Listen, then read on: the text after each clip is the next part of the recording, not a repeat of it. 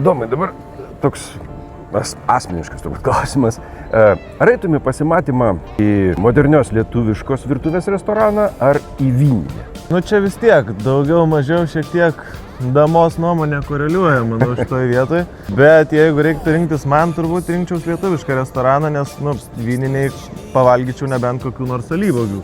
Arba sraigių. Taip. Ar lietuviški patiekalai gali būti seksualūs? Manau, kad tikrai gali. Mane tikrai labiau suviliotų, jeigu grįžus namo po koncerto būtų cepelinai arba kotletukai. Aš, pavyzdžiui, žuvį nemėgstu valgyti, dėl to, kad kaulus reikia išsirinkti. Vat su kokiu patiekalu asocijuojasi meilė? Man meilė asocijuojasi turbūt su tuščiu skrandžiu dažniausiai. Per skrandį į širdį. Iš tikrųjų taip, kai būni įsimylėjęs, dažniausiai tau rūpi tik tai ir tu kuo greičiau susitiksi su tuo žmogum, ar ne?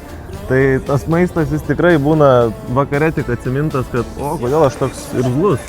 Tai sakyčiau, tuščias skrandis man su meilė asocijuojas labiau. Kur smagiau valgyti? Laisvės alėjai ar Rotušės aikštėj? Rotušėj man yra smagiausia sėdėti, aš čia esu užaugęs, čia mano kiemas. Ir gal net visa šita Rotušės tradicija, tas skiepas prasidėjo net ne nuo manęs, o nuo mano tėčio. Jisai būdavo didelis mėgėjas čia ateiti, atsisėsti bet kuriame iš restoranų ir kavinukių, pasidėti lauke, pasikviesti draugus, parodyti jiem Kauno Rotušę. Taip pat ir aš augau ir visi šitie barai, visi žmonės, kurie čia dirba, yra mano pažįstami. Į kiekvieną barą ateisiu, aš paspaust galiu ranką žmogui, kuris dirba.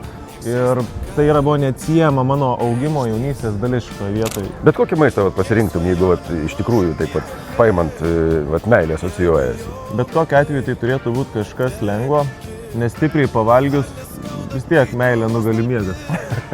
Irgi geras. Ačiū tau labai. Ačiū Jums.